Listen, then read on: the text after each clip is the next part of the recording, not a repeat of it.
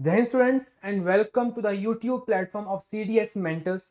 CDS mentors is an initiative by Nimbles defence academy, जिसमें हम भारत के जो यूथ है उसको ट्रेन करते हैं for all the graduate entries, जिससे वो आर्मी, एयरफोर्स और नेवी में ऑफिसर बन सकता है।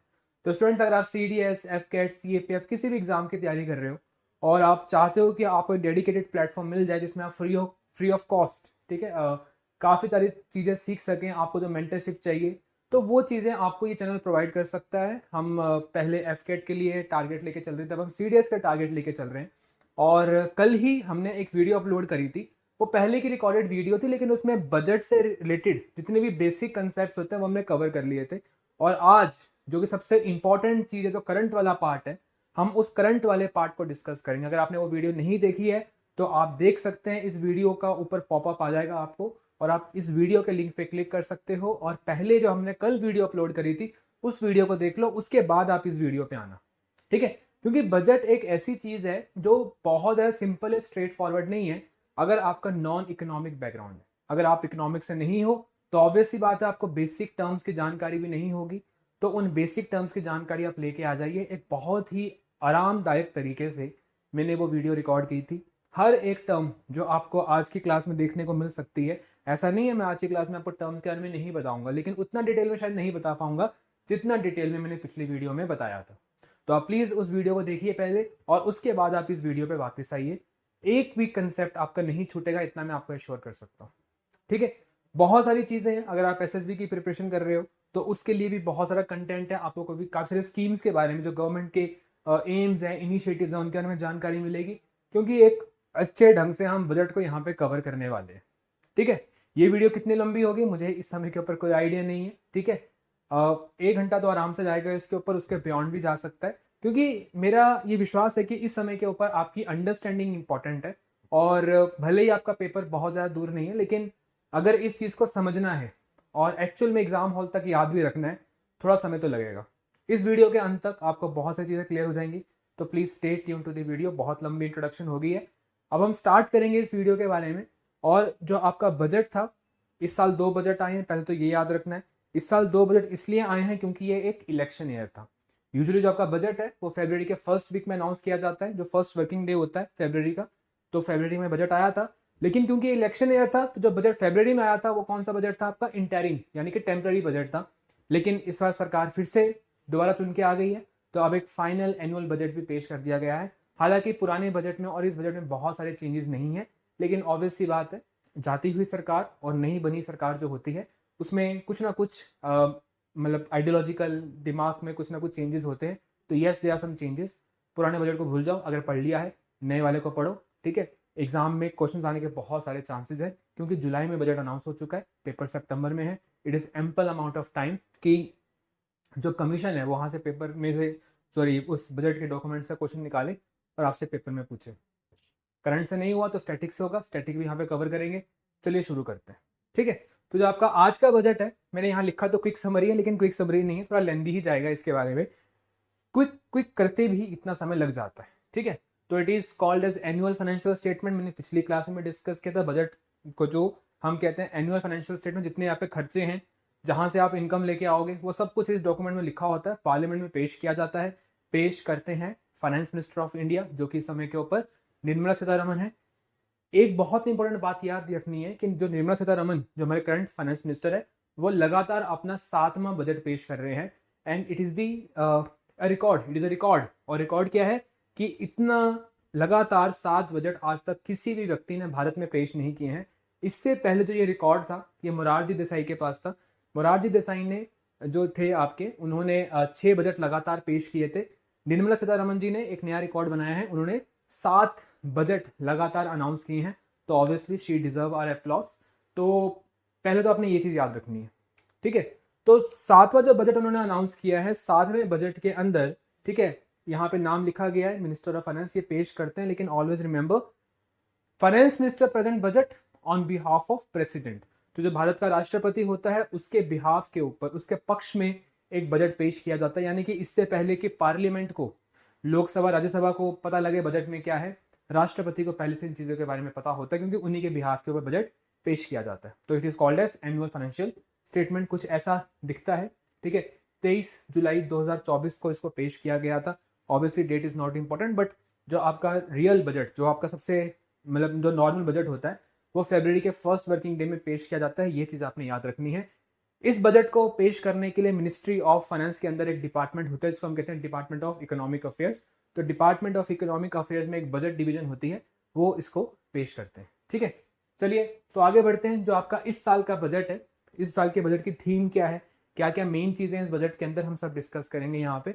तो पहले तो सरकार ने बेसिकली ये बात यहाँ पे कही है कि ये जो बजट है, इस बजट से हम एक रोड मैप तैयार कर रहे हैं।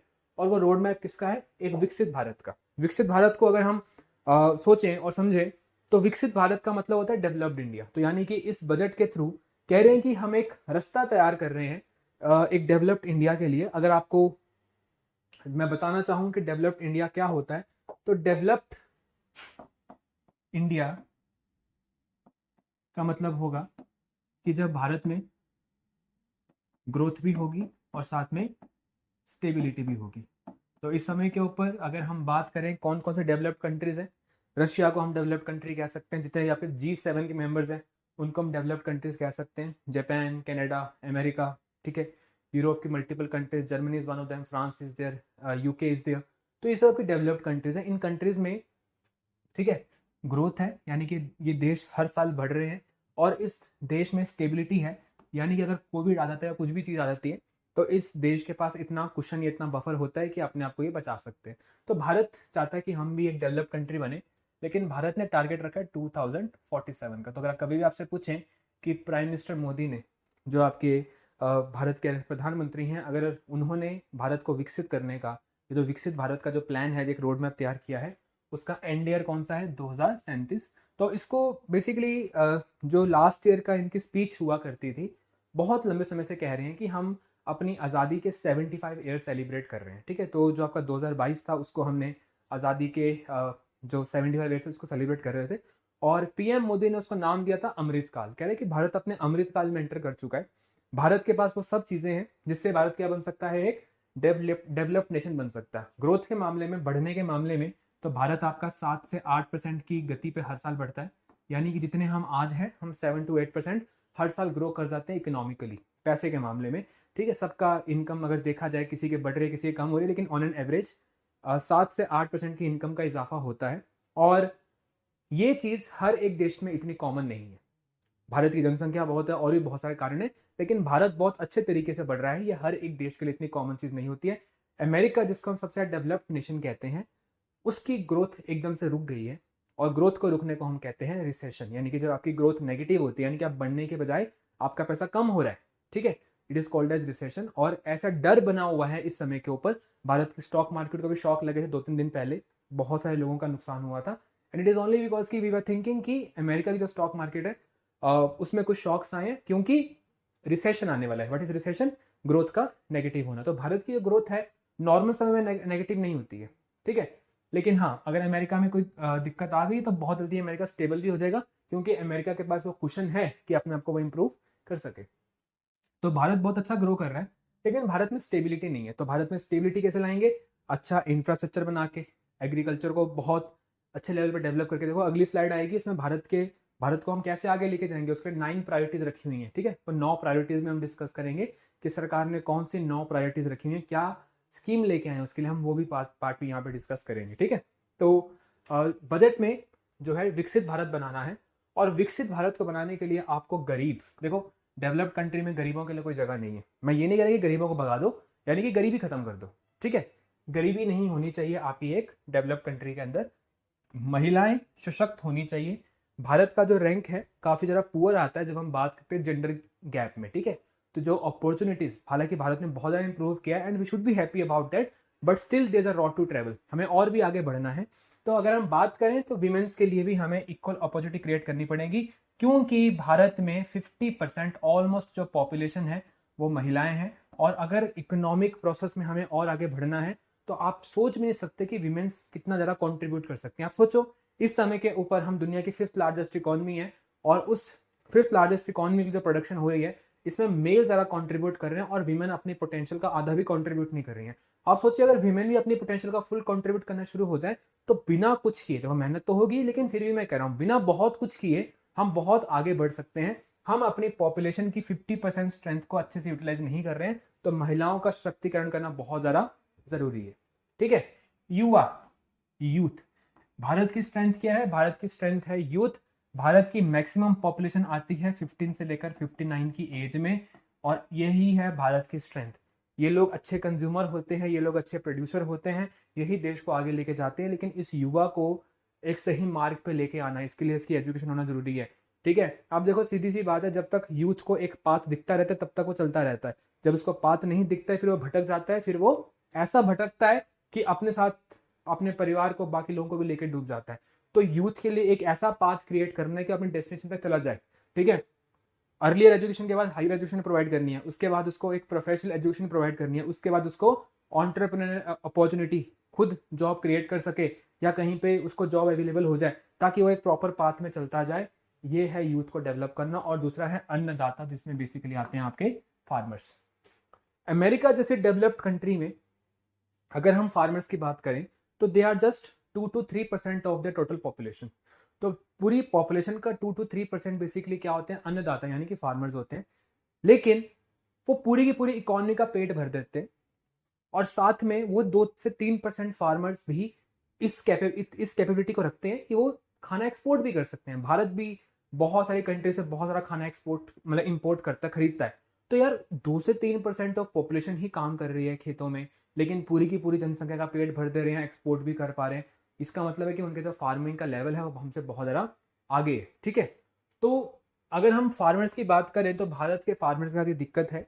ठीक है, ये फार्मर्स की दिक्कत नहीं है, ये बेसिकली हमारा एग्रीकल्चर का नेचर ही ऐसा है कि बहुत ज़्यादा लेबर पे डिपेंडेंट है, और लेबर की एक ना एक लिमिट होती है, उसके बियॉन्ड वो काम नहीं कर सकता। जब से भारत में मशीन्स आई हैं एग्रीकल्चर बहुत ज़्यादा इंप्रूव हुआ है, लेकिन इसके अलावा हमें और भी लैंड रिफॉर्म्स चाहिए। हमारे खेतों के साइज बहुत छोटे होते हैं, मानसून पे बहुत ज़्यादा डिपेंडेंसी है। ठीक है, नदियों का चैलेंज होता है, इंटरस्टेट वाटर डिस्प्यूट्स होते रहते हैं, बहुत सारे चैलेंजेस हमारे यहाँ पे हैं। अगर हम उन चैलेंज को कैटर करते हैं तो हमारा फार्मर जो इस समय के ऊपर बेसिकली 40% ऑफ पॉपुलेशन जो है वो डायरेक्टली या इनडायरेक्टली आपका प्राइमरी सेक्टर यानी कि खेती बाड़ी पर डिपेंडेंट है, लेकिन फिर भी पूरी की पूरी कंट्री में फूड सिक्योरिटी इंश्योर नहीं हो पाती है। वेस्टेज है, बहुत सारे चैलेंजेस हैं। ठीक है, मैं ये नहीं कह रहा कि फार्मर इतना इनफ प्रोड्यूस नहीं कर पा रहे, फार्मर्स बहुत बना रहे हैं, इंडिया बहुत अच्छा खाने का एक्सपोर्टर भी है, लेकिन उस पोटेंशियल पे नहीं है जितना उसकी पॉपुलेशन काम कर रही है। ठीक है, तो फार्मर्स को आपने इस प्रकार से गाइड करना है, आपने जो भी उनके लिए काम करने हैं कि वो एक बढ़िया तरीके से आगे बढ़ सकें। तो याद रखना है कि इस बजट में फोकस किया गया है poor, women, youth and farmer. तो क्या किया गया आपका अन्नदाता के लिए? देखो यहाँ पे ना दो एक हल्की हल्की सी स्कीम है, ये पूरी की पूरी देखो, एक होता है फ्लैगशिप। ठीक है, फ्लैगशिप मतलब कि हम दिखा रहे हैं कि हम ये कर रहे हैं। बाकी बहुत सारी चीजें बजट के अंदर, लेकिन दो चीजों को बजट में दिखाया गया है जो हाईलाइट बन के आई है। तो सबसे पहले तो ये है कि जो आपके अन्नदाता है उसको उसकी फसल के लिए एक अच्छा प्राइस मिलना चाहिए। तो अन्नदाता को सपोर्ट करने के लिए एक मिनिमम सपोर्ट प्राइस देंगे। ठीक है, और मिनिमम सपोर्ट प्राइस क्या होता है? मिनिमम सपोर्ट प्राइस इसको हम एमएसपी कहते हैं, यानी कि किसान की जो फसल है वो सरकार खरीदेगी उससे, और एक मिनिमम प्राइस उसको फसल उगाने से पहले ही प्रॉमिस कर देगी। फसल अच्छी हो बुरी हो जैसा मर्जी हो, फसल सरकार खरीदेगी, उसी प्राइस के ऊपर खरीदेगी। ठीक है, तो मैं इसके ऊपर फिर भी आऊँगा, अभी मैं डिस्कस करूँगा इसके बारे में। एक हल्की सी चीज़ आपको बतानी है, बहुत इंपॉर्टेंट है। तो सरकार एमएसपी प्रोवाइड करेगी ऑन ऑल मेजर क्रॉप्स। तो याद रखना भारत आज के समय के ऊपर 23 क्रॉप्स के ऊपर जो है एमएसपी प्रोवाइड करता है, और जितना भी किसान का खर्चा आता है किसान के खर्चे के ऊपर 50%, यानी कि अगर किसान की एक फसल जो है उसके ऊपर उसका खर्चा, उसकी जो लागत है वो आ रही है 50 रुपये पर केजी, तो सरकार उसको उसी फसल के लिए देगी 75 रुपये पर केजी, यानी कि जितना उसका खर्चा आया उसके ऊपर भी 50%। ठीक है, प्रधानमंत्री गरीब कल्याण योजना भारत की एक बहुत ज़्यादा खास योजना है, पूरी दुनिया भर में इसकी बात की जाती है। याद रखना जब भारत में कोविड आया था तो 2020 और 21 में सरकार ने कहा था कि इस समय के ऊपर बड़ा ही क्रिटिकल समय है, तो 80 करोड़ भारत के लोगों को हमें फ्री में राशन देना पड़ेगा। फ्री तो क्या, बेसिकली बहुत ही मिनिमम प्राइस चार्ज किया जाता है, वो फ्री के बराबर ही है। तो 80 करोड़ भारतीयों को एक साल के लिए फ्री में अनाज दिया गया था, लेकिन कोविड के जो शॉक्स थे वो कोविड के जाने के बाद भी रहे, तो इस कारण से ये जो स्कीम थी आपकी बाद में एक्सटेंड कर दी गई थी 2021 और 2023। तो ये जो स्कीम थी सरकार की 80 करोड़ लोगों को भारत फ्री में खाना देना, ये आपकी दिसंबर के मंथ में ख़त्म हो जानी थी, ठीक है। तो 2023 के एंड में दिसंबर में ये स्कीम खत्म होनी थी और इन 80 करोड़ भारतीयों को अब फ्री में या उस रेट पे खाना नहीं मिलेगा जिस रेट पे यूजली सरकार दे रही थी पिछले 3 सालों से। तो इलेक्शन कह लो, कुछ भी कह लो, लेकिन सरकार के मन में आया कि भारत के लोगों को अभी और ज़रूरत है, तो इन्होंने कहा है कि 2023 के बियॉन्ड 5 ईयर्स, क्या हो गए 5 ईयर्स, यानी कि 2028 तक। तो याद रखना, प्रधानमंत्री गरीब कल्याण अन्न योजना, प्रधानमंत्री गरीब कल्याण अन्न योजना जो है उसको बढ़ा दिया गया है 5 और सालों के लिए, ठीक है, जिससे 80 करोड़ लोगों को मिलेगा मुफ्त राशन, जिससे 80 करोड़ भारतीयों को मिलेगा मुफ्त राशन। ये दो चीजें हैं भारत के इस बजट की हाइलाइट्स, ठीक है। तो याद रखना कब तक एक्सटेंड कर दी गई है, 2028 तक एक्सटेंड कर दी गई है, पहले 2023 तक एक्सटेंड की गई थी, 3 साल से पहले से ये स्कीम है। तो ऑब्वियसली सरकार, आप सोचो यार, गवर्नमेंट, हम कई बार सोचते हैं कि गवर्नमेंट का पैसा जा कहाँ रहा है, टैक्स भर रहे हैं, सब टैक्स भर रहे हैं, ठीक है, और कोई टैक्स नहीं भरता जेल डाल देते हैं, कार्रवाई कर लेते हैं, किसी एक महीने का टैक्स ना लो तो उस पर ब्याज लगा के चार्ज करते हैं आपसे टैक्सेस, इतना सब कुछ पैसा जा कहाँ रहा है। पैसा असल में इन सारी स्कीम से बहुत सारा पैसा जाता है। और आपको भी पता है कि भारत में अगर किसी को कोई एक चीज़ मिलना शुरू हो जाए, अगर आपको कोई एक बार कोई चीज़ प्रोवाइड कर दे, आपसे छीनना बहुत मुश्किल है, ठीक है। जरूरी मतलब ऐसा होता है, अक्सर ऐसा होता है कि once you are addicted to something, उसके बाद वो चीज़ नहीं छूटती। देखो मतलब बेसिकली नशों के लिए भी ऐसी बात की जाती है अक्सर, ठीक है, जब यूथ मिसगाइड होता है तो कहते हैं कि तुम्हें शुरू शुरू में लगेगा कि मतलब ये थोड़े समय के लिए है, लेकिन बाद में you will be addicted to it. और यही होता है फ्री की चीज़ों के लिए, फैसिलिटीज़ के लिए। अगर आपको कोई एक फैसिलिटी मिलना शुरू हो जाए, जनता से उस फैसिलिटी को छीनना बहुत ही ज़्यादा मुश्किल है। तो now people are addicted to food at that rate, और इस समय के ऊपर उस रेट को हटाना बहुत ही ज़्यादा मुश्किल है। मतलब करने को कर सकते हैं, लेकिन अगले साल इलेक्शन में भी तो आओगे आप, ठीक है, जनता उस समय दिखा देती है। इसलिए कहते हैं कि जब भी आप कोई स्कीम अनाउंस करते हैं लोगों के लिए, आपको बहुत ज़्यादा सोचना चाहिए, क्योंकि ये आपका अपना पैसा नहीं है, ये इसी जनता का पैसा है। आपको मैं एक बड़ी इंटरेस्टिंग बात बताता हूँ, जितने लोगों को ये खाना दिया जा रहा है ना, 80 करोड़ भारतीयों को खाना दिया जा रहा है, इस 80 करोड़ भारतीयों का, ठीक है, 10 से 15% ही जनता होगी जो टैक्स भरती होगी अपनी इनकम के ऊपर। इनडायरेक्ट टैक्सेस सब भरते हैं, लेकिन टोटल जो आपका इनकम टैक्स होता है, इनकम टैक्स को बहुत ही ज़्यादा कम लोग भरते हैं। पता नहीं कितना ही भारत, आप लगा सकते हो कि 90% भारत ऐसा है जो इनकम जिनकी है, गरीब देश है ना भारत में, तुम जितना मर्जी फ्लॉन्ट कर लो कि पाकिस्तानी हो देखो, ठीक है, हम कितने अमीर हैं तुम कितने गरीब हो, लेकिन ओवरऑल अगर देखा जाए तो भारत भी एक बहुत ज़्यादा अमीर देश नहीं है। हम अगर मिडिल क्लास हैं भी है, on an average if we are middle class, तो we are not upper middle class और middle middle class, we are lower middle class, तो हमारी इनकम कम है। भारत में मिनिमम आपकी इनकम के ऊपर, हम आगे पढ़ेंगे भी, 3 लाख के ऊपर टैक्स लगता है, लेकिन आपकी जो 3 लाख की इनकम है, ठीक है, 50-60% ऑफ पॉपुलेशन वो 3 लाख की इनकम अटेन ही नहीं कर पाती है, तो टैक्स के ब्रैकेट में आएगी कैसे।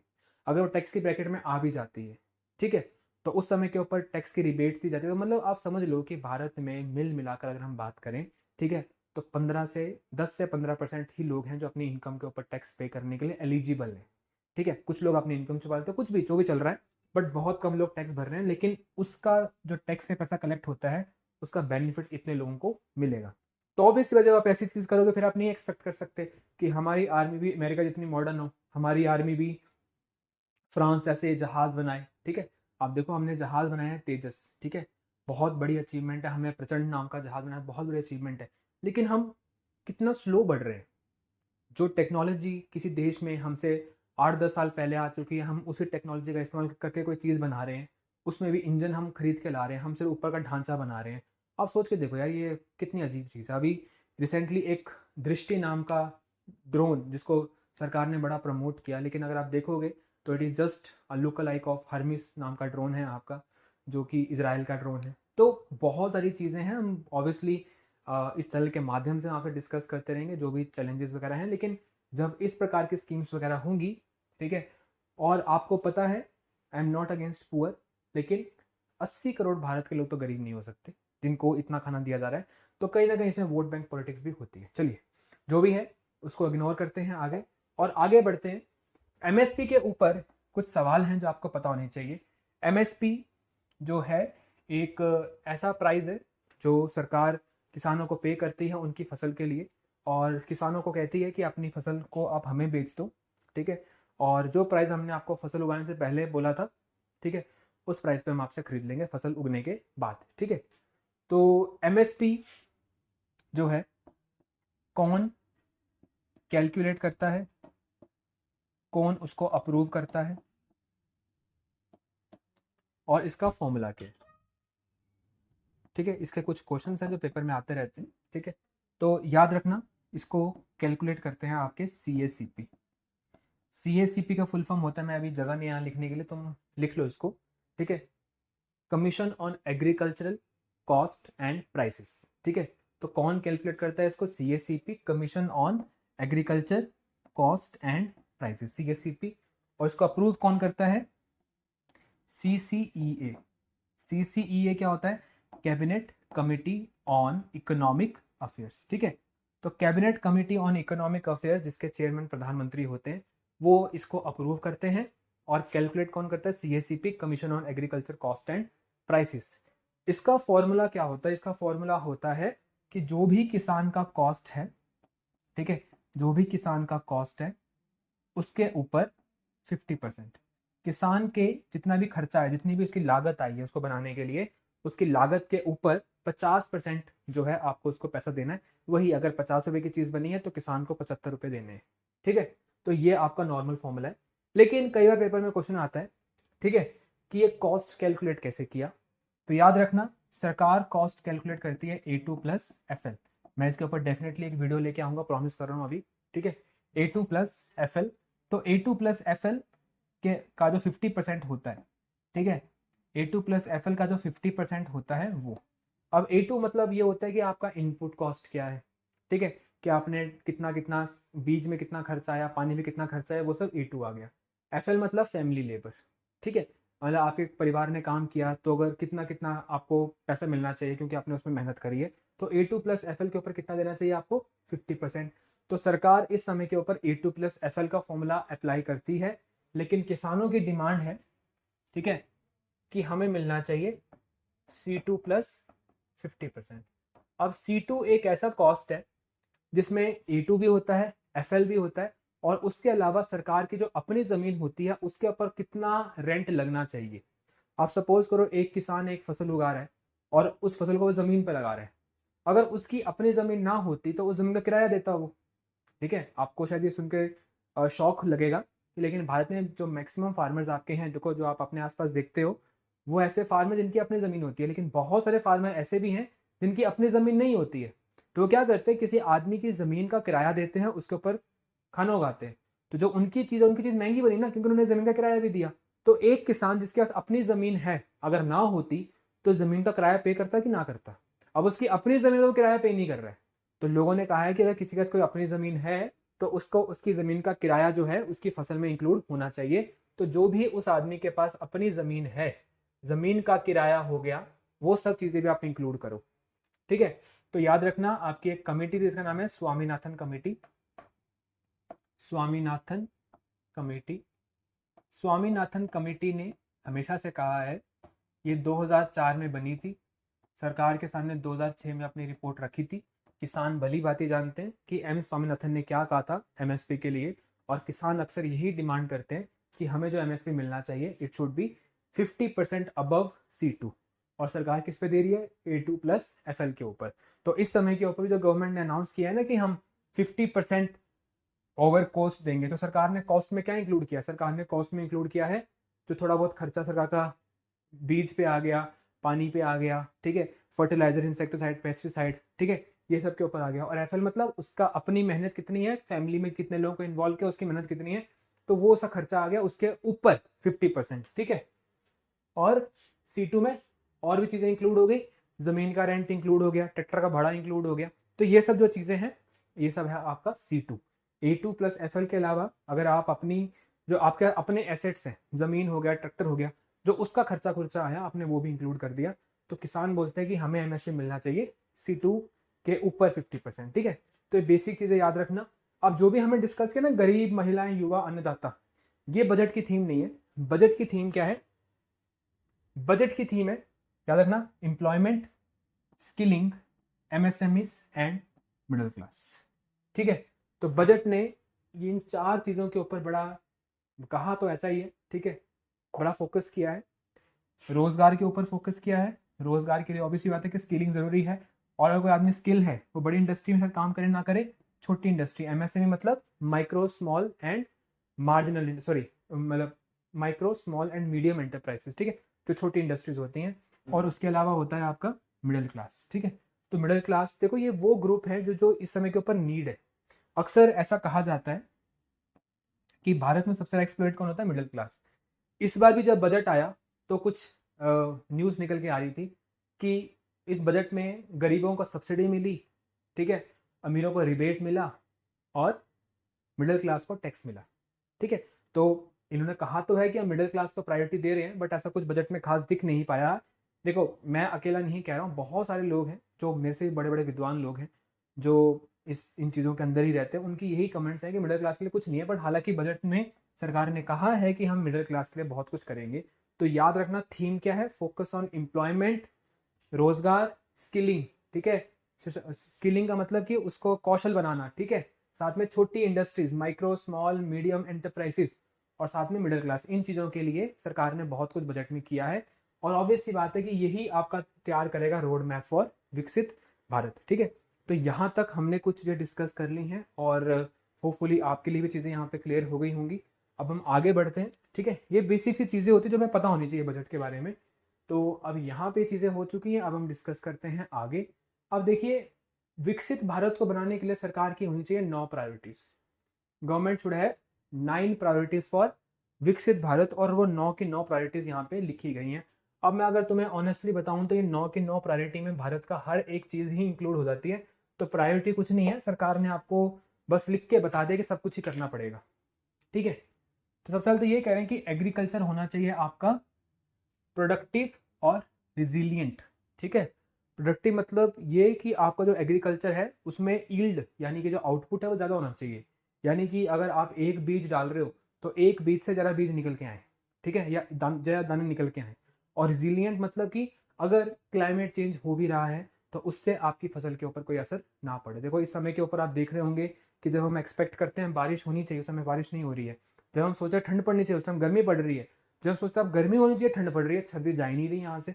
तो आप ये जो चीज़ें अपने आसपास ऑब्जर्व कर रहे हो इसको हम कहते हैं क्लाइमेट चेंज। और याद रखना क्लाइमेट चेंज से हम थोड़ा थोड़ा अडेप्ट कर चुके हैं लेकिन फसलों ने अडेप्ट नहीं किया है। तो इस कारण से जैसा जैसे आपका क्लाइमेट चेंज हो रहा है, जिस प्रकार से अनइवन मौसम आ रहा है, फसलों के ऊपर बहुत गहरा असर पड़ रहा है।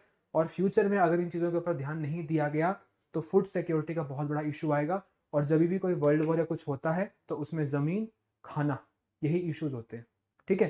तो फ्यूचर में बहुत बड़ी प्रॉब्लम बन सकती है फूड सिक्योरिटी।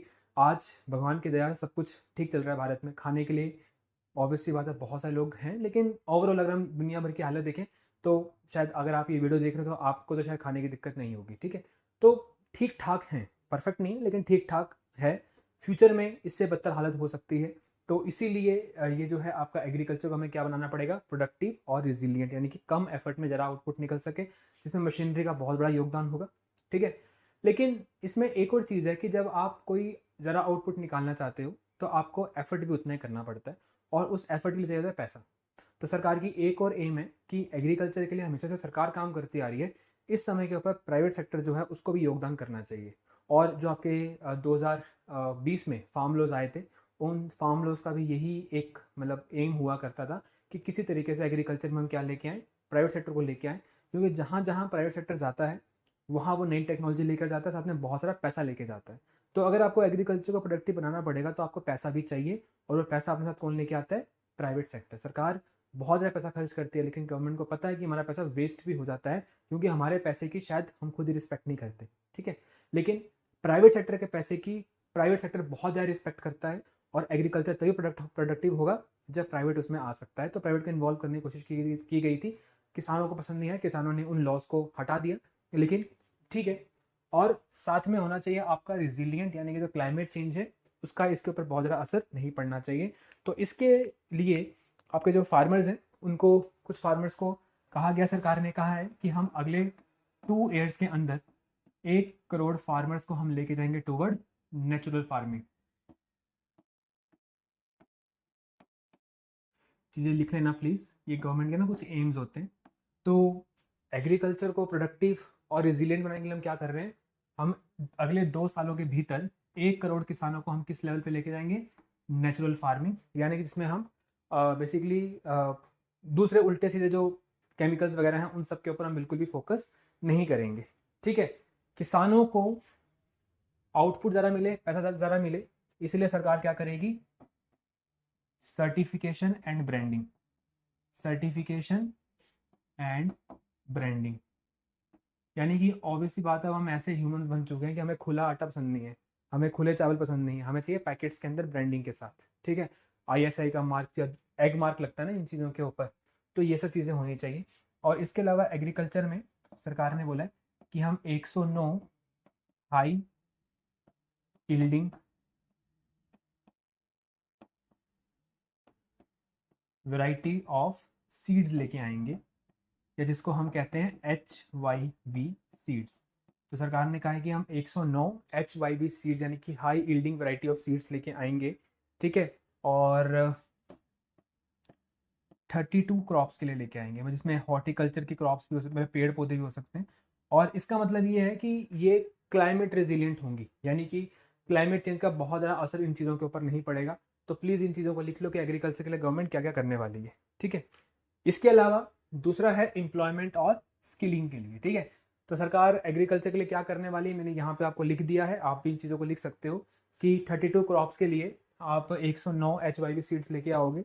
ठीक है, इसके अलावा गवर्नमेंट जो है नेचुरल फार्मिंग प्रमोट करेगी और 1 करोड़ फार्मर्स को नेचुरल फार्मिंग तरफ लेके जाएगी। सर्टिफिकेशन एंड ब्रांडिंग की जो फैसिलिटी है वो प्रोवाइड करेंगे, जिससे मार्केट में उस चीज़ की वैल्यू बढ़ जाए। ठीक है, तो ये हो गया आपका फॉर एग्रीकल्चर। मैं इसको यहाँ पे इरेज कर रहा हूँ because I have to discuss multiple points. तो एग्रीकल्चर तो हमेशा से प्रायोरिटी रहती है, और एग्रीकल्चर को प्रोडक्टिव बनाना है और क्लाइमेट रिजिलियंट बनाना है। ठीक है, इसके अलावा जो सरकार है और बहुत ज़रा कोशिश करेगी एम्प्लॉयमेंट एंड प्रोडक्टिविटी के लिए, तो इसमें वही है, एजुकेशन लोन हो गया, प्रधानमंत्री कौशल विकास योजना है, उसके तहत सरकार बहुत ज़्यादा कुछ करना चाहेगी। लेकिन as such exam point of view से मुझे बहुत ज़्यादा चीज़ यहाँ पे देखने को नहीं मिली है बजट के अंदर। ठीक है, मेरे पास एक छोटी समरी है यहाँ पे बजट डॉक्यूमेंट की, तो यहाँ पे ना मैंने सारी सारी स्कीम्स लिख के रखी हुई हैं यहाँ पे, तो उस स्कीम्स के तहत मैं कुछ चीज़ें रीड कर रहा हूँ और आपको यहाँ पे बता रहा हूँ। तो एग्जाम पॉइंट ऑफ व्यू से आई डोंट थिंक कि बहुत ज़्यादा कुछ यहाँ पे है। जो चीज़ें हैं बेसिकली इतना ज़्यादा मतलब not very much from exam point of view. तो एग्रीकल्चर के लिए मेरे को 2 चीज़ें लगी इंपॉर्टेंट। ठीक है, तो आई टोल्ड यू, वो आप लिख सकते हो।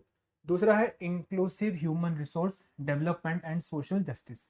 अगर आप हल्के से भी सोशल मीडिया पे एक्टिव हो तो आपने ये बात जरूर पक्का सुनी होगी कि इस बजट में बहुत सारी चीज़ें प्रोवाइड की गई है आंध्र प्रदेश को, और बहुत सारी चीज़ें प्रोवाइड की गई हैं इस समय के ऊपर बिहार को। ठीक है, तो सरकार का ये है कि जितना भी आपका भारत का ईस्ट एरिया है, ईस्ट मतलब अगर हम हिंदी में बात करें तो पूर्व। ठीक है, तो जितना भी भारत का पूर्व है, तो उस पूर्व के एरिया की जो डेवलपमेंट है वो लैग कर रही है। और पूर्व में कौन कौन सी स्टेट आती हैं, वेस्ट बंगाल, उड़ीसा, बिहार,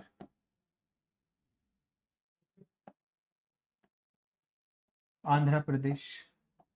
तो कहेंगे जितने भी आपकी भारत में ईस्टर्न स्टेट्स हैं, ठीक है, उसके लिए हम क्या कर रहे हैं, कुछ स्कीम्स लेके आ रहे हैं, और उसमें एक झारखंड भी आप ऐड कर लो यहाँ पे। तो इन एरियाज को डेवलप करने के लिए क्या स्कीम लाए हैं, ये पूर्वोदय,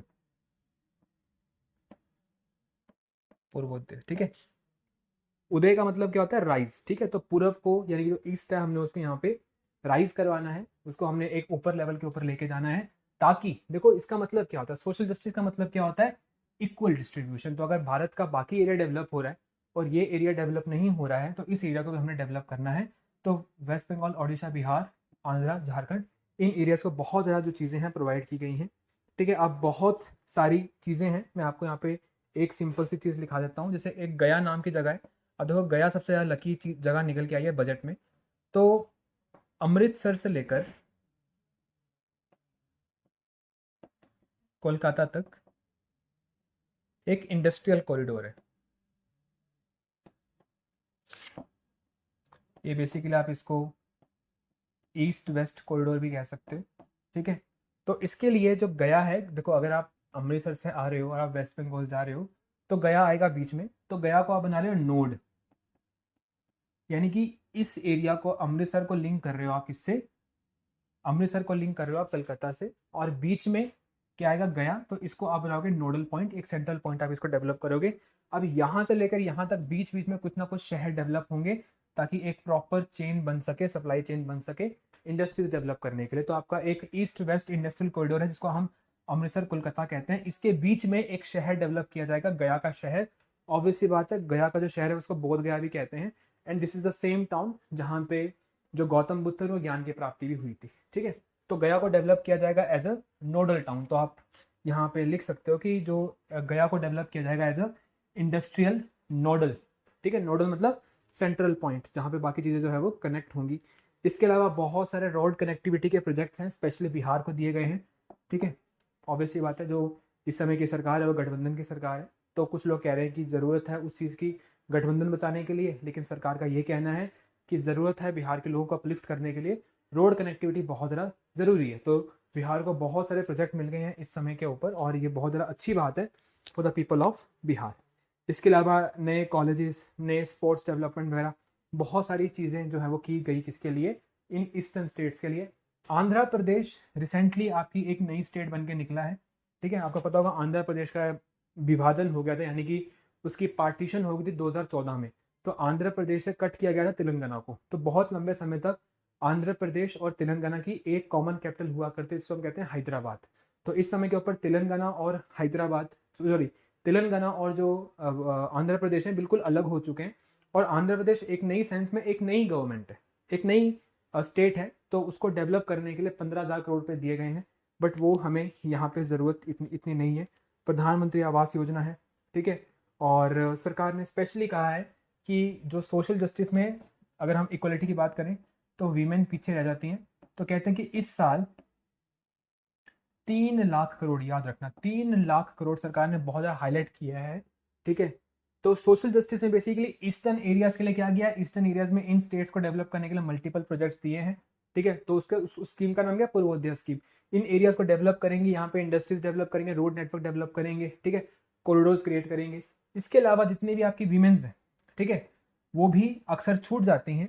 तो 3 लाख करोड़ इस बजट में सैंक्शन किया गया है फॉर वीमेन लेड स्कीम्स। तो वीमेन कुछ ऐसे स्कीम है जो डायरेक्ट बेनिफिट प्रोवाइड करेंगे, किसको, वीमेन्स को। और वो स्कीम्स के लिए इस साल बजट में कितना पैसा रखा गया है, 3 लाख करोड़। ठीक है, जो है वीमेन के लिए यहाँ पे रखा गया है। इसके अलावा सोशल जस्टिस में एक और ग्रुप जो पीछे छूट जाता है वो है आपके ट्राइबल्स। और ट्राइबल्स के लिए गवर्नमेंट ने एक नई स्कीम लॉन्च की है जिसका नाम है पीएम। पीएम मतलब प्रधानमंत्री, फिर है आपका जनजातियां। जनजातियां क्या होता है, ट्राइबल्स। ठीक है, प्रधानमंत्री जनजातीय उन्नत, उन्नत मतलब डेवलपमेंट अभियान, उन्नत ग्राम अभियान, सॉरी, जनजातीय उन्नत ग्राम अभियान। ठीक है, तो ये एक बेसिकली ऐसी स्कीम है जिसका मेन एम है टू इम्प्रूव सोशियो इकोनॉमिक, यानी कि इस स्कीम के तहत जितने भी आपके ट्राइबल्स हैं उनकी सामाजिक और आर्थिक स्थिति को इम्प्रूव करना। और इसके तहत सरकार कह रही है, ठीक है, कि हम 63,000 विलेजेस, जो आपके ट्राइबल विलेजेस हैं, हम उनके अंदर बहुत सारा पैसा खर्च करेंगे जिससे डायरेक्टली आपका 5 करोड़ ट्राइबल्स को फायदा मिलेगा। ठीक है, तो आपसे पूछ सकते हैं कि प्रधानमंत्री जनजातीय उन्नत ग्राम अभियान जो है आपका, इसका मेन एम क्या है, to improve the socio economic conditions of जनजातियां। बट जनजातियां, जनजातीय बेसिकली ट्राइबल पीपल। ठीक है, इसमें सरकार 63,000 विलेजेस को कुछ इम्प्रूवमेंट या कुछ ना कुछ काम करेंगे। ठीक है, किसी भी तरीके से कुछ ना कुछ नई नई स्कीम्स लेके आएंगे। देखो याद रखना, अक्सर ऐसी स्कीम्स ना अम्ब्रेला स्कीम्स होती हैं। अम्ब्रेला स्कीम मतलब एक बड़ा स्कीम है, हमने ये सब काम करना है। जैसे एक तुम मान लो कि तुमने बेसिकली एनडीए क्लियर करना है, तुम्हें सीडीएस क्लियर करना है। तो सीडीएस क्लियर करने के लिए तुम्हें साइंस भी पढ़नी पड़ेगी, मैथ्स भी पढ़नी पड़ेगी। तो सीडीएस क्लियर करना ही तुम्हारा अम्ब्रेला मिशन है। ठीक है, और तुमने हल्की हल्की चीज़ों को इंप्रूव करना, उसके लिए अलग अलग छोटी छोटी स्कीम्स और आएंगी, तो वो तुम्हारी बाकी स्कीम्स होती हैं। ठीक है, तो इस समय के ऊपर जनजातियों को उन्नत करने के लिए, उनको डेवलप करने के लिए, ठीक है, सरकार एक अम्ब्रेला स्कीम लेके आई है to improve the socio economic conditions of tribals. ठीक है, तो इसका भी मेन एम क्या है? इसका भी मेन एम यही है आपका कि सोशल जस्टिस प्रोवाइड करनी है। What is social justice? देखो यहाँ पे इंक्लूसिव भी लिखा हुआ है ना कि सबको इंक्लूड करना है।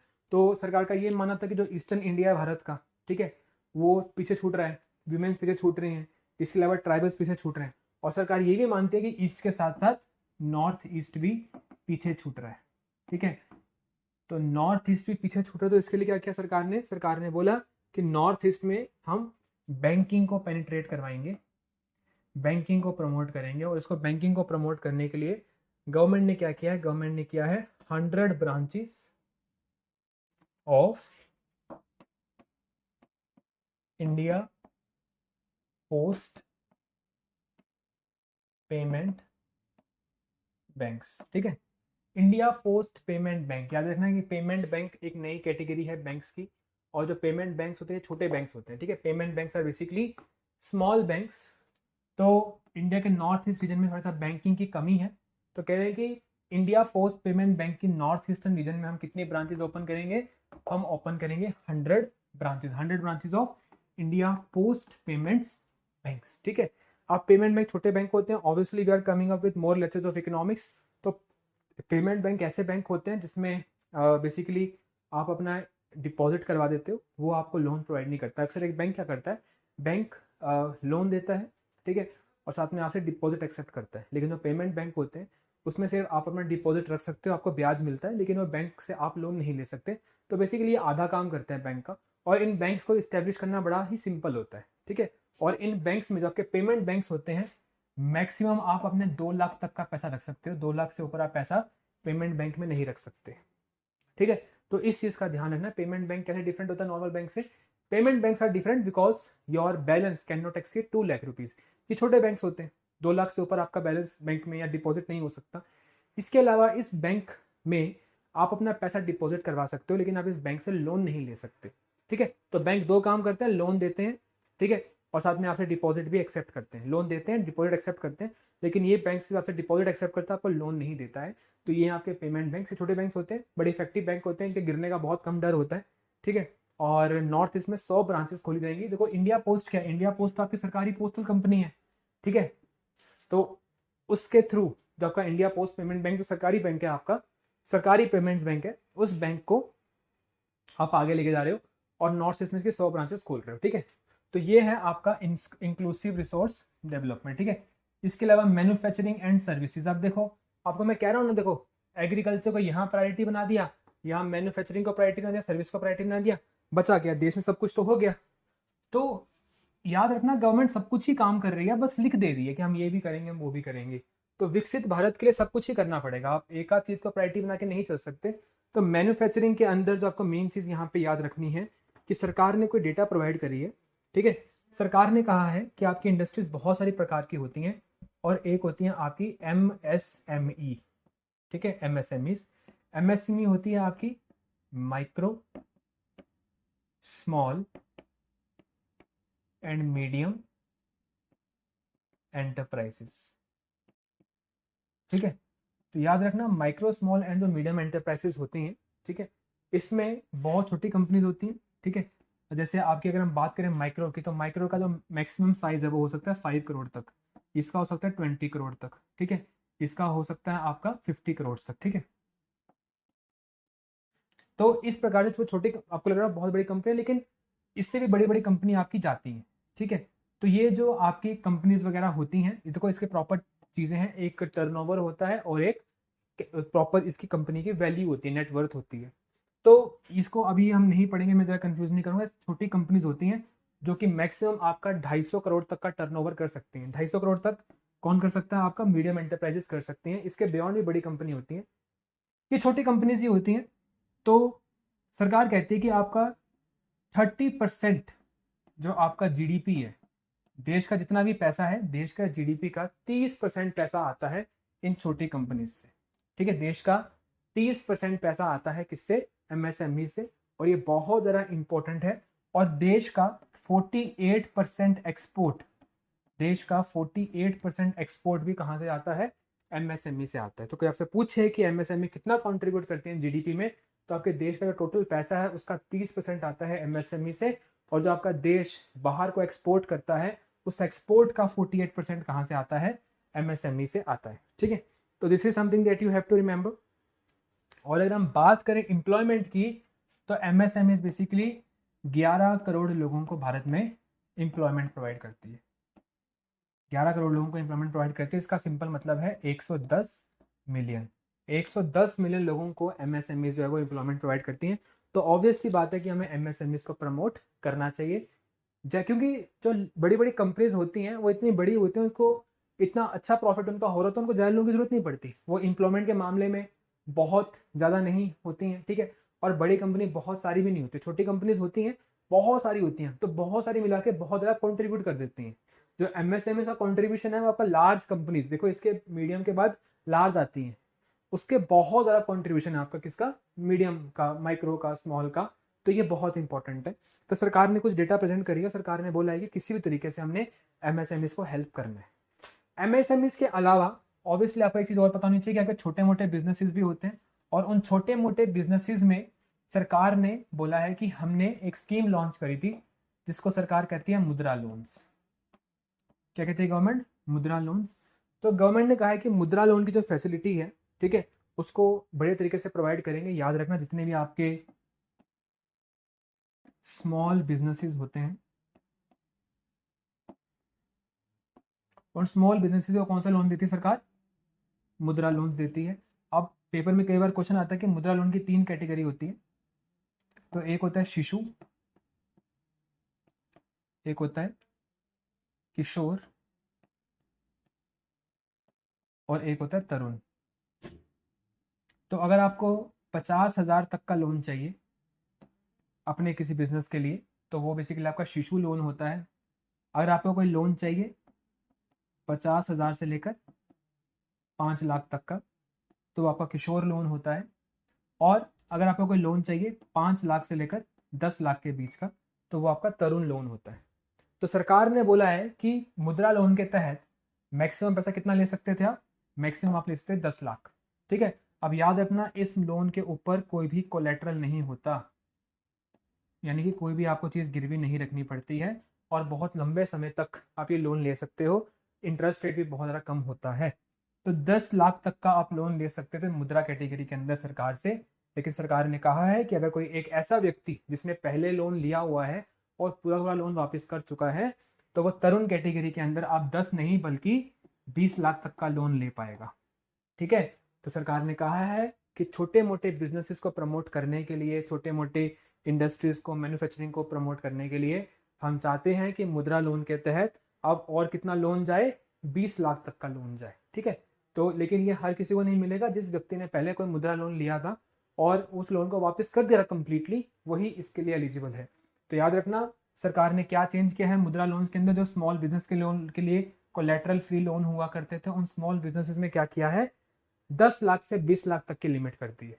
ठीक है, सरकार ने लिमिट कर दी है 10 लाख से लेकर 20 लाख तक की, लेकिन it is only eligible, you are only eligible for that if you have paid back your prior loan. ठीक है, तो ये भी एक चीज़ है। तो मैं इसको इरेज करूँगा तो पूरा गायब हो जाएगा। ठीक है, तो चलिए अब आगे बढ़ते हैं और भी स्कीम्स देखते हैं गवर्नमेंट की, और क्या क्या गवर्नमेंट ने स्कीम लेके आए हैं। ठीक है, एक और है मैन्युफैक्चरिंग के लिए। ठीक है, all these are current affairs, आपको देखने को मिलेंगे अक्सर जो आपकी मैगजीन्स आती हैं करंट अफेयर्स की। इसके अलावा जो भी आपके एमएसएमई क्लस्टर्स हैं, यानी कि जो भी आपकी एमएसएमई क्लस्टर्स, मतलब जहाँ पे बहुत सारी छोटी मोटी एमएसएमई कंपनीज होती हैं। देखो जैसे अक्सर कोई एक से लुधियाना हो गया, ठीक है, हिमाचल प्रदेश में अगर आप बात करो तो बद्दी डिस्ट्रिक्ट हो गया, तो छोटी मोटी इंडस्ट्रीज बहुत सारी डेवलप होती हैं।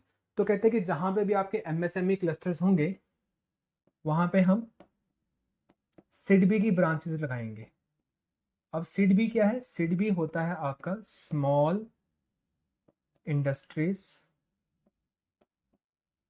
Development bank of India. Small industries development bank of India, तो भारत का स्पेशली स्मॉल इंडस्ट्रीज के लिए, छोटे इंडस्ट्रीज के लिए ऑलरेडी एक बैंक है आपका। ठीक है, तो कह रहे हैं कि हम एमएसएमई, जहाँ पे भी एमएसएमई पाई जाती हैं, ठीक है, वहाँ पे हम सिडबी की ब्रांचेस खोलेंगे, और इस साल हम खोलेंगे 24 ब्रांचेस। ठीक है, तो इस साल हम 24 ब्रांचेस खोलेंगे किसकी, सिडबी की, ठीक है। कहाँ पे, जहाँ पे आपकी बहुत सारे एमएसएमई जो हैं वो इकट्ठे हो चुके हैं, जहाँ पे भी आपका एमएसएमई का क्लस्टर्स है, ठीक है। उसके अलावा अर्बन डेवलपमेंट यानी कि जो आपके शहरी विकास करना बहुत ज़्यादा जरूरी है। शहरी विकास करने के लिए गवर्नमेंट क्या करेगी, गवर्नमेंट ने बेसिकली प्रधानमंत्री आवास योजना, पीएम आवास योजना, ये एक अर्बन भी है, एक होती है रूरल, एक होती है अर्बन। तो प्रधानमंत्री आवास योजना अर्बन 2.0 लॉन्च कर दी है, यानी कि प्रधानमंत्री आवास का सेकंड वर्जन जो है उसको लॉन्च कर दिया गया है। और उस स्कीम के तहत सरकार जो है लोगों को घर, देखो आवास मतलब घर प्रोवाइड करने के लिए सरकार ने 10 लाख करोड़ का बजट रखा है, ठीक है। तो सरकार जो बेसिकली है मिडिल क्लास फैमिली और जो आपके अर्बन पुअर है उनको हाउसिंग फैसिलिटी प्रोवाइड करने के लिए सरकार ने 10 लाख करोड़ का जो है वो एक कॉर्पस रखा हुआ है। और इतनी असिस्टेंस प्रोवाइड की जाएगी इन नेक्स्ट 5 ईयर्स। ये एक साल के लिए नहीं है, अगले 5 साल तक जो है सरकार थोड़ा थोड़ा पैसा खर्च करेगी। आप ये मान सकते हो कि सरकार हर साल 2 लाख करोड़ खर्च करेगी किसके ऊपर, प्रधानमंत्री आवास योजना अर्बन 2.0, ठीक है। इसके अलावा सरकार की एक स्कीम है जिसको हम कहते हैं प्रधानमंत्री स्वनिधि, ठीक है। क्या कहते हैं, प्रधानमंत्री स्वनिधि।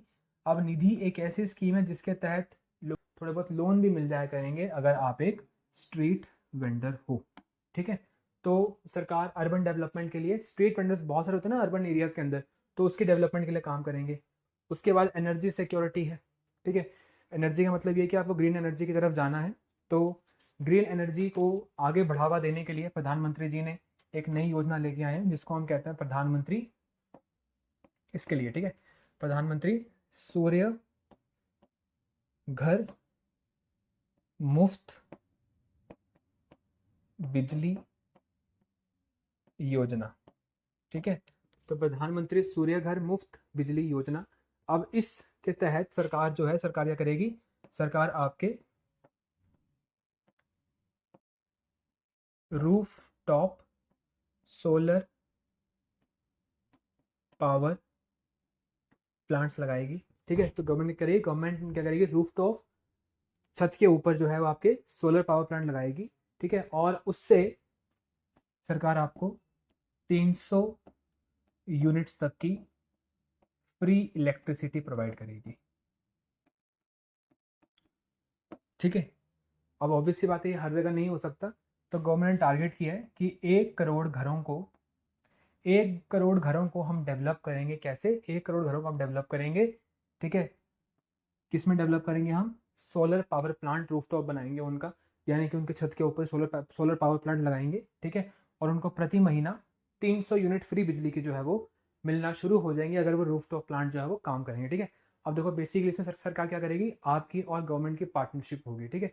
और जब आपकी और गवर्नमेंट की पार्टनरशिप होगी, थोड़ा बहुत खर्चा आपका, थोड़ा बहुत खर्चा सरकार का होगा। जब ये पावर प्लांट्स लग जाएंगे प्रॉपर तरीके से, तो जो बिजली आएगी तो ऑब्वियस सी बात है कि आपको जो बिजली दी जा रही है उसमें थोड़ा बहुत योगदान सरकार का भी होगा, क्योंकि उस सेटअप को लगाने के लिए सरकार ने भी अपना काम या अपना योगदान दिया था, ठीक है। तो याद रखना कि आपसे पूछ सकते हैं कि पीएम सूर्य घर मुफ्त बिजली योजना क्या है, जिसके तहत सरकार 1 crore solar power plant rooftop बनाएगी, ठीक है, 1 करोड़ लोगों के घर पे, जिस और साथ साथ में महीने में 300 यूनिट्स की फ्री बिजली तक प्रोवाइड करने का सरकार की प्रॉमिस है, ठीक है। इसके अलावा अगर हम बात करें इंफ्रास्ट्रक्चर के लिए, ठीक है, तो इंफ्रास्ट्रक्चर के लिए है तो बहुत सारी चीज़ें, लेकिन इतना कुछ हमें करने की ज़रूरत नहीं है। मैं आपको एक हल्की सी चीज़ बता देता हूँ। इंफ्रास्ट्रक्चर में सरकार क्या करेगी, हॉस्पिटल्स बनते हैं, रोड्स बनते हैं, बहुत सारी चीज़ें होती हैं। तो प्रधानमंत्री की एक ऑलरेडी बहुत पुरानी योजना है प्रधानमंत्री के नाम के ऊपर। तो सन 2002 में, ठीक है, सन 2002 में 2 में आपकी एक स्कीम आई थी जिसका नाम है पीएम ग्राम सड़क योजना, ठीक है, प्रधानमंत्री ग्राम सड़क योजना। और उस समय के ऊपर अटल बिहारी वाजपेयी जी की सरकार हुआ करती थी। तो 2002 में स्कीम लॉन्च की गई थी। उसके अलावा इसी स्कीम का जो सेकंड वर्जन है वो आया था आपका 2013 में। उसके बाद 2016 में इसका तीसरा वर्जन आया था, सॉरी 19 में इसका तीसरा वर्जन आया था। और अब इस दो, और जो एक सेकेंड, 2013 में इसका आया था सेकंड वर्जन, मतलब सड़क योजना 2 आई थी 2013 में। इसके अलावा 2019 में इसका 3rd वर्जन आया था, और अभी 2024 में इसका 4th फेज शुरू हो गया है। और याद रखना, इस स्कीम का मेन पर्पस क्या है? Rural connectivity. Rural connectivity. तो जो सरकार है, सरकार ने इस बजट के तहत प्रधानमंत्री ग्राम सड़क योजना का क्या किया है? बेसिकली 4th फेज लॉन्च कर दिया है, जिसके तहत बेसिकली 25,000 गाँव, ठीक है, 25,000 विलेजेस जो हैं, 25,000 विलेजेस को रोड की सुविधा मिलेगी, लोकल रोड जो है वो मिलेंगे, ठीक है। This is also very important in terms of infrastructure, ठीक है। तो ये स्कीम बहुत पुरानी है, अटल बिहारी वाजपेयी जी के समय के ऊपर लॉन्च की गई थी। इसका 4था फेज जो है वो इंफ्रास्ट्रक्चर में यहाँ पर लॉन्च किया गया है। इस साल जो आपके सरकार का बजट है, इसमें बहुत सारा खर्चा किया गया है इंफ्रास्ट्रक्चर के ऊपर, लेकिन ऑब्वियसली बात है, ये बाद की बात है, हमने इस चीज़ को बाद में डिस्कस करना है, ठीक है। We will discuss this thing later. अब इंफ्रास्ट्रक्चर के साथ साथ अगर हम बात करें तो इंफ्रास्ट्रक्चर में एक चीज़ और आती है, टूरिज्म का प्रमोट करना, ठीक है। सड़क योजना आप यहाँ पे एक बार समझ लीजिए। इसके बाद है आपकी एक टूरिज्म, ठीक है। तो टूरिज्म के लिए सरकार ने कुछ एरियाज को डेवलप करना है, और आप जान के बड़े हैरान होंगे, ठीक है। ये जो बेसिकली आपकी चीज़ें हैं, ये जो आपकी 7th प्रायोरिटी है, इस 7th प्रायोरिटी के अंदर जिन एरियाज को डेवलप किया जाएगा, तो इसमें बेसिकली बिहार के 2 टेम्पल्स हैं, जिसमें से एक है विष्णुपाद टेम्पल, ठीक है, और साथ में एक महाबोधि टेम्पल, और इसके अलावा राजगीर। तो याद रखना, इन 3 जगहों को डेवलप किया जाएगा एज टूरिज्म हब। और जगहें कहाँ पे आती है? बिहार में, ठीक है। तो बेसिकली बिहार में ये 2 हैं, आपके विष्णुपाद टेम्पल है, साथ में आपका महाबोधि टेम्पल है। राजगीर तो वैसे एक बड़ी इंपॉर्टेंट जगह है। तो इन 3 जगहों को डेवलप किया जाएगा एज टूरिज्म हब, और बेसिकली इसके लिए रोड बनेंगे, सब कुछ होगा। और नालंदा, पता होगा आपको, रिसेंटली नालंदा यूनिवर्सिटी की इनॉग्रेशन भी हुई थी। तो नालंदा भी एक बहुत पुरानी यूनिवर्सिटी है, तो नालंदा यूनिवर्सिटी को भी डेवलप किया जाएगा एज टूरिज्म स्पॉट। आपसे पूछ सकते हैं, क्योंकि करंट में क्वेश्चन आ सकता है कि नालंदा यूनिवर्सिटी को किसने डेवलप किया था। अभी आज ही आपका एफकेट का पेपर हुआ था, तो एक स्टूडेंट ने बताया कि नालंदा यूनिवर्सिटी के ऊपर क्वेश्चन आया था, तो इसको बनाया था कुमार गुप्त नाम के एक व्यक्ति ने। तो कुमार गुप्त आपके एक गुप्ता रूलर थे, तो कुमार गुप्ता ने बेसिकली नालंदा यूनिवर्सिटी बनाई थी। ये सारी की सारी जो जगहें हैं आपकी बिहार में ही हैं, और इनको डेवलप किया जाएगा एज बेसिकली टूरिज्म स्पॉट्स, ठीक है। तो टूरिज्म के लिए इन जगहों को डेवलप किया जा रहा है। सारी जगह कहाँ पे? आपकी बिहार में। देखो और भी जगह हैं, लेकिन जब बजट में स्पेसिफिकली इन चीज़ों को जो आपके फाइनेंस मिनिस्टर थे उनके स्पीच में बोला जाएगा, तो ऑब्वियस सी बात है कि हम उस चीज़ को इंपॉर्टेंट समझेंगे और हम उन्हीं चीज़ों को हाईलाइट करेंगे। तो महाबोधि टेम्पल हो गया, ठीक है। महाबोधि टेम्पल जो है बेसिकली आपका एक बुद्ध टेम्पल है, ठीक है, जहाँ पे गौतम बुद्ध को ज्ञान की प्राप्ति हुई थी। इसके अलावा विष्णुपाद टेम्पल है, राजगीर है, नालंदा है, ठीक है। इन सब जगहों को डेवलप किया जाएगा एज टूरिज्म हब, और ये चीज़ भी कहाँ कवर होती है? इंफ्रास्ट्रक्चर के अंदर ही कवर होती है, ठीक है। अगला है आपका innovation, research and development. Innovation, research and development बहुत ही ज़्यादा इंपॉर्टेंट है। तो सरकार बेसिकली क्या करेगी? सरकार ने 1 लाख करोड़ का, 1 लाख करोड़ का एक फंड तैयार किया है, और उस फंड का नाम है अनुसंधान। अनुसंधान का मतलब होता है इनोवेशन। अनुसंधान नेशनल रिसर्च फंड। तो आपसे पूछ सकते हैं पेपर में कि जो आपका अनुसंधान फंड है, जो आपका नेशनल अनुसंधान फंड है, इसमें इसका कॉर्पस कितना है? कॉर्पस में टोटल वैल्यू कितनी है? तो सरकार इसमें 1 लाख रुपया रखेगी, ठीक है। और इसमें जो भी बेसिकली पैसा होगा वो आपका इनोवेशन के ऊपर खर्च किया जाएगा। यहाँ पे लिखा है ना आपका वर्ड इनोवेशन और रिसर्च। इनोवेशन और रिसर्च के ऊपर जो पैसा है खर्च किया जाएगा, नई टेक्नोलॉजीज को यहाँ पे लाया जाएगा। ये सब चीज़ें जो गवर्नमेंट है अपनी एक प्रॉपर प्रायोरिटी बना के इन चीज़ों को गवर्नमेंट टेक केयर करेगी। इसके अलावा गवर्नमेंट ने रिसर्च के अंदर एक और चीज़ करने की सोची है, और वो है डेवलपमेंट ऑफ स्पेस इकोनॉमी। तो स्पेस इकोनॉमी की अगर हम बात करें तो भारत ने बहुत जल्दी अपनी एक विजय गाथा लिख दी है। भारत में जो साइंटिस्ट हैं, जो इसरो के साइंटिस्ट हैं स्पेसिफिकली, उन्होंने बहुत सारा काम किया है पिछले कुछ रिसेंट ईयर में, और ऑब्वियसली हमने सेलिब्रेट भी किया, ठीक है। चंद्रयान 1-2 फॉल हुआ, उसके बाद चंद्रयान 3 हुआ, फिर आदित्य L1 का जो मिशन था। इसके अलावा हम गगनयान की बात कर रहे हैं। तो ये सब बहुत सारे ऐसे मिशन हैं जो अचीव कर पा रहे हैं। इससे पहले मंगलयान था, ठीक है। सबसे सस्ते में हमने मंगल के ऑर्बिट में अपना एक जो है सैटेलाइट है, ठीक है, उसको हमने यहाँ पे छोड़ दिया था एक, ठीक है। तो दीज थिंग्स आर समहाउ मतलब वेरी बिग अचीवमेंट्स। तो धीरे धीरे जो आपका स्पेस है वो एक कॉमर्शियल एरिया बनने वाला है, यहाँ से आप पैसे भी कमा सकते हो। तो इंडिया आज भी, इसरो आज भी बहुत सारे पैसे कमाता है। अगर आप देखोगे तो जिस साल बेसिकली इसरो ने ये सब अचीवमेंट्स अपनी की थी, उस साल भी जो आपका बजट था, इसरो का बजट कम कर दिया गया था। देखो इसरो जम के बहुत सारी चीज़ों को अचीव कर रहा है, लेकिन इसरो के लिए बजट बहुत ज़्यादा बड़ा नहीं होता है। क्यों?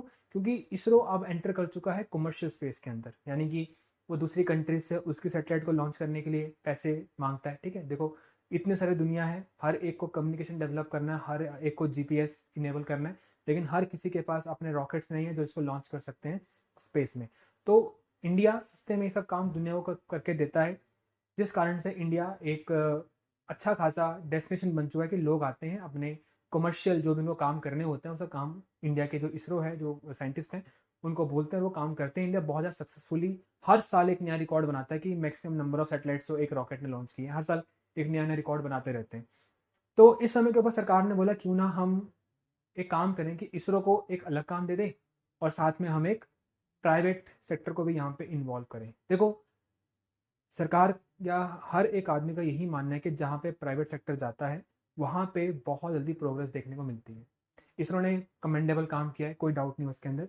तो कहते हैं कि जितने भी आपके बड़े बड़े मिशन हैं वो इसरो उसका ध्यान रखेगा, लेकिन कोई प्राइवेट प्लेयर, ठीक है, कोई प्राइवेट प्लेयर अगर आना चाहता है, अपनी कोई कंपनी बनाना चाहता है, जैसे अभी एक कंपनी, इसका नाम है अग्निकुल, इनका रॉकेट भी है जिसका नाम है अग्निबाण। तो ये कुछ ऐसी कंपनीज आ चुकी हैं जो बहुत ज़्यादा इफेक्टिवली बहुत अच्छे से काम कर रही हैं। ये 3D रॉकेट प्रिंट कर दे रहे हैं, ठीक है। मतलब एक तो है कि रॉकेट आप खुद बना रहे हो, खुद उसको असेंबल कर रहे हो, दूसरा है कि मशीन्स आपके लिए रॉकेट असेंबल करके दे रही हैं। तो अगर ऐसी कोई चीज़ हो रही है तो ऑब्वियस सी बात है कि यहाँ पे जो काम होगा वो बहुत ज़्यादा फास्ट काम होगा। और दुनिया में ना एक रेस लगी हुई है इस समय के ऊपर कि स्पेस को कौन एक्सप्लोरेट करेगा, और इंडिया भी उस रेस में है। तो कह रहे हैं कि इसरो जो है वो रिसर्च करेगा और बड़े बड़े मिशन को टेक केयर करेगा, और प्राइवेट प्लेयर्स को हम एंट्री दे रहे हैं भारत में, ठीक है, और इसके लिए हम डेवलप करेंगे स्पेस इकॉनमी। तो इस समय के ऊपर दुनिया का जो आपकी ग्लोबल स्पेस इकॉनमी है, तो इंडिया का जो शेयर है वो सिर्फ 2% है, इंडिया का बहुत कम शेयर है। इंडिया बहुत ज़्यादा पैसा नहीं कमा पा रहा है वहाँ से, ठीक है। तो इन्होंने क्या बोला है कि स्पेस इकॉनमी को डेवलप करने के लिए बेसिकली हम क्या करेंगे, प्राइवेट सेक्टर को जो है अपॉर्चुनिटीज़ प्रोवाइड करेंगे, ठीक है। प्राइवेट सेक्टर को जो है हम यहाँ पे क्या करेंगे, अपॉर्चुनिटीज़ प्रोवाइड करेंगे। अच्छी खासी इंडिया की एक रेस शुरू हो चुकी है, और जो भी हमारी इकॉनमी है, ठीक है, स्पेस इकॉनमी है, इसको हम अगले 10 साल तक डेवलप करेंगे और प्राइवेट को यहाँ पे एंट्री देंगे, ठीक है। तो आप इसको अपनी भाषा में लिख सकते हो। ये सब चीज़ें आपको पता होनी चाहिए, क्योंकि बजट में जो चीज़ें अभी होंगी, यही चीज़ें धीरे धीरे बाद में करंट अफेयर्स में आएंगी कि गवर्नमेंट ने स्पेस इकॉनमी को डेवलप करने के लिए, तो उस समय क्या आपको पता होना चाहिए कि स्पेस इकॉनमी होता क्या है। That is why I am talking about, ठीक है। तो स्पेस इकॉनमी को डेवलप करने के लिए ये सब जो चीज़ें हैं यहाँ पे की जा रही हैं। उसके अलावा सरकार कह रही है कि आपको नेक्स्ट जनरेशन रिफॉर्म्स लेके आने पड़ेंगे। अब देखो इस समय के ऊपर एक नई जनरेशन आ रही है, ठीक है, और बेसिकली पीपल की बात कर रहे हैं, लोगों की बात कर रहे हैं, नई नए यूथ की बात कर रहे हैं, और उस यूथ को बहुत ज़्यादा सपोर्ट चाहिए, किससे, गवर्नमेंट से, ठीक है। और उसके लिए एक नया अच्छा बिजनेस का एनवायरनमेंट क्रिएट करना चाहिए, ठीक है। उसके लिए प्रॉपर तरीके से कुछ भी स्किल डेवलपमेंट की बात होगी तो उसको उसके लिए गवर्नमेंट ने कुछ ना कुछ चेंजेस लेके आना चाहिए। देखो इस समय के ऊपर आपको भी पता है कि जो आपकी नई जनरेशन है, अगर इसको फ्यूचर में जॉब्स लेनी पड़ेंगी तो इसको, देखो पहले जो ये जनरेशन है, इसको कम्पीट करना पड़ता है मशीन्स के साथ, ठीक है, और जिसमें बेसिकली कहीं ना कहीं मशीन्स हमसे जीत चुकी हैं। बहुत सारे लोगों को मशीन्स ने रिप्लेस कर दिया, लेकिन जो अगली जनरेशन अगर इसको जॉब करनी पड़ेगी तो इसको रिप्लेस करना पड़ेगा एआई को। नई टेक्नोलॉजीज आ रही हैं, ठीक है। तो एक आदमी को, एक नई जनरेशन को आगे काम ढूंढने के लिए, आगे काम करने के लिए खुद को और ज़्यादा सशक्त बनाना पड़ेगा। और जो चीज़ें फ्यूचर में आ रही हैं, देखो सिंपल सी बात है कि अगर आगे आप जा रहे हो स्पेस की तरफ, ठीक है, तो ऑब्वियस सी बात है कि आपके यूथ का जो सिलेबस है, जो इंजीनियर्स पढ़ते हैं, उसमें स्पेस टेक्नोलॉजी एक सही लेवल के ऊपर पढ़ाई जानी चाहिए। ऐसा नहीं हो सकता ना कि आदमी स्पेशलिटी चूज़ करे उसके बाद जाके स्पेस पढ़े। तो अगर कोई नई चीज़ मार्केट में डिमांड आ रही है, आपके स्कूल का, आपके कॉलेजेस का, आपके प्रोफेशनल कोर्सेज का करिकुलम वही होना चाहिए जो फ्यूचर है। तो जैसे एआई के कोर्सेज आने चाहिए समय के ऊपर, और ऐसे नहीं कि एआई का कोई यूट्यूब पे कोर्स हो जाए। एआई का कोर्स तो प्रॉपर कॉलेजेस में होना चाहिए, क्योंकि यूट्यूब का कोर्स हम इतना सिंसियरली नहीं करते जितना हम कॉलेजेस में करते हैं। तो जो आपकी नई जनरेशन है उसके लिए आपको कुछ ना कुछ काम करने पड़ेंगे, उसके लिए कुछ ना कुछ रिफॉर्म्स लेके आने पड़ेंगे, चाहे वो एजुकेशन हो गया, चाहे वो स्किल डेवलपमेंट हो गया, चाहे वो बिजनेस के लिए एक अच्छा इन्वायरमेंट हो गया। इस समय के ऊपर बिजनेस करना बहुत मुश्किल है, ठीक है, क्योंकि इस समय के ऊपर लोगों के पास सेविंग्स नहीं होती हैं, ठीक है, महंगाई बढ़ चुकी है, कुछ भी आप कह सकते हो, लोगों का सेविंग्स नहीं होती है। तो एक नए व्यक्ति को अगर कुछ काम शुरू करना है तो obviously they need a lot of money, तो उसके लिए फंडिंग कैसे होनी है, सस्ते लोन कैसे प्रोवाइड करने हैं, तो these are basically new generation reforms जिसको गवर्नमेंट यहाँ पे केटर करेगी, ठीक है। तो विकसित भारत के लिए कुछ स्कीम्स थी यहाँ पे जो आपके साथ मैंने ब्रीफली यहाँ पे डिस्कस कर ली है। ये चीज़ों को आप याद रख सकते हो, इंपॉर्टेंट है आपके लिए। पेपर में कुछ डायरेक्ट क्वेश्चन भी आ सकते हैं, कुछ इनडायरेक्ट क्वेश्चन भी आ सकते हैं।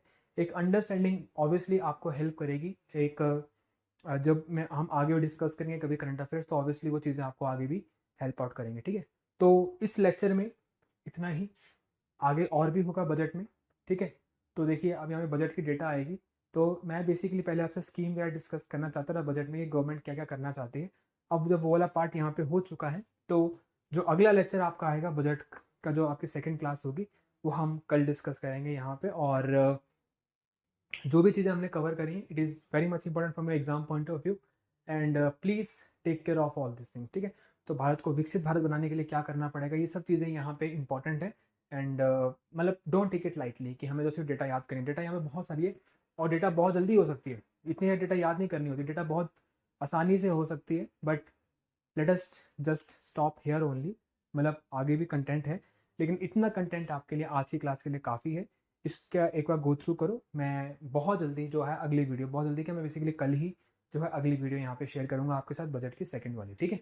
तो thank you so much for being attentive through out the class. हम इसका सेकंड पार्ट करते हैं और डेटा वाला जो एस्पेक्ट है उसको हम कवर करते हैं। मैं ऑलरेडी एक वीडियो पहले भी आपको बता चुका हूँ कि आप उस वीडियो को देखोगे तो आपको जो डेटा वाली बात है वो आपको और आसान लगेगी, ठीक है। चलिए, थैंक यू एंड जय हिंद।